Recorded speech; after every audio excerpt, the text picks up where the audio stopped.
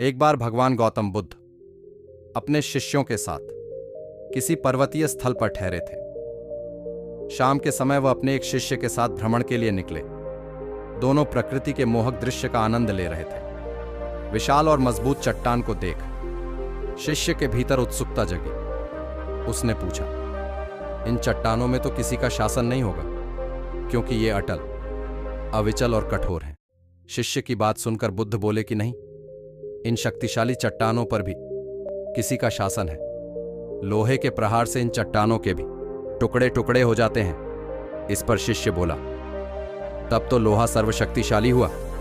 बुद्ध मुस्कुराए और बोले, नहीं, अग्नि अपने ताप से लोहे का रूप परिवर्तित कर सकती है।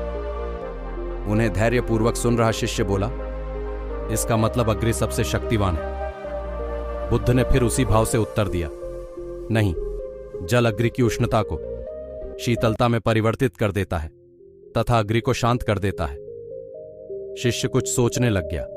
बुद्ध समझ गए थे कि उसकी जिज्ञासा अब भी पूरी तरह शांत नहीं हुई है। शिष्य ने फिर सवाल किया, आखिर जल पर किसका शासन है? भगवान बुद्ध ने उत्तर दिया, वायु का।